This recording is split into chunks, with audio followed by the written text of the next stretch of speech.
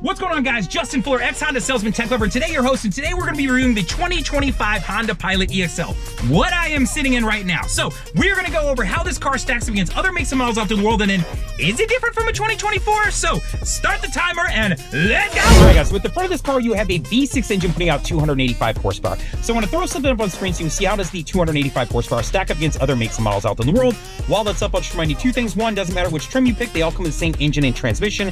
And then two, if you shop a 2024, it is going to be the exact same engine and transmission as well. Now, the second part to that I want to talk to you about is 0 to 60 times. This car goes from 0 to 60 in 6.9 seconds. So I'm going to throw something up on the screen so you can see how does that 6.9 seconds stack up against other makes and models out in the world. While that's up, I'll just remind you, exact same in the 2024, but be aware that if you shop that Trail Sport trim, it is going to be a little bit different because the vehicle is a little bit heavier, a little bit sturdier designed for off-road. Now, the next thing I want to talk to you about is MPGs. This car gets 19 in the city and 27 in the highway. Now, I'm going to throw something up on the screen so you can see how does that stack up against other makes and models out in the world. While that's up, I'll remind you two things. One, 19 in the city and 27 on the highway is going to be in the two-wheel drive model. If you're in that all-wheel drive model, it's going to be 19 in the city and 25 on the highway. And then if you're in that Trail Sport trim, then you're at 18 in the city and 23 on the highway. So just be aware, depending on the trim level of the vehicle you pick, and all-wheel drive or two-wheel drive is going to affect your gas mileage. Now, when you jump into the front of this vehicle, you've got 41 inches of leg space, quite a bit to work with. But I want to throw something up on the screen so you can see how does it stack up against other makes and models out in the world. While it's up, I'll just remind you,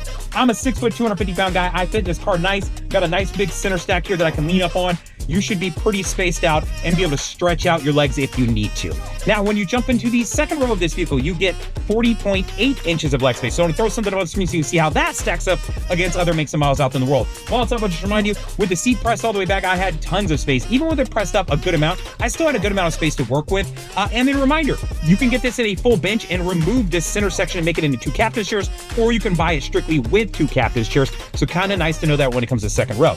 Now, when you get into that third row, 32.5 inches of leg space. So I want to throw a comparison up so you can see how does the 32.5 stack up against other makes and models out in the world. While that's up, I'll just remind you, that's actually usable space. I could sit with it pushed all the way back and be sitting without having to go diagonal or turn my feet all wonky.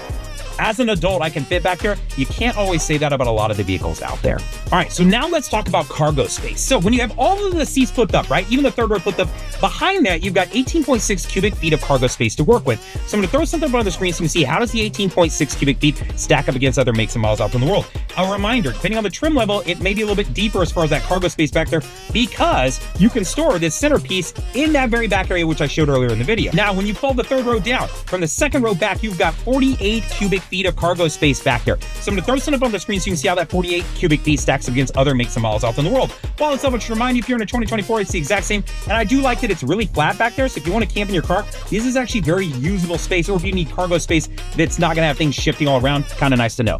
Now, when you fold down all of the rows, all the way up to the front row, right, you now have 87 cubic feet of cargo space from here back. So I'm gonna throw something up on the screen so you can see how does this car stack up against other makes and models out in the world. And then, as I always mentioned, if you wanted to camp in this car, it would be easy to do. Very flat and workable space. If you needed to throw some bicycles back there, you could absolutely do it. Camping gear, you could absolutely do it. Maybe you're in a van and want to throw some stuff in there, you could absolutely do it. You have quite a bit of cargo space to work with in the back of this car. Now, I want to take a second to talk to you about ground clearance. So this car has 7.3 inches of ground clearance on the vehicle. So I want to throw something up on the screen so you can see how does that 7.3 inches of ground clearance compare. Now, a reminder, if you're going to 2024, that is going to be the exact same, doesn't matter. And if you're in a two-wheel or all-wheel drive model, not going to make a difference. It is still going to carry that same ride height. All right, guys, so one of the last things that I want to talk to you about is the trim levels. We are in the EXL right now. If I want to drop down to that Sport, I want to know how much money I'm going to save and what's that list of items I have to give up to get there.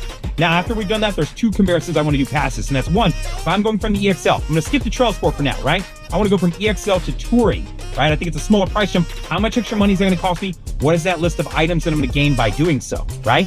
Now, the last one is if I go from the EXL to the Trail Sport, because I believe that is more expensive than the Touring model, even though it's the next one in line. How much money is that going to cost me? And then what's that list of items that I'm going to gain?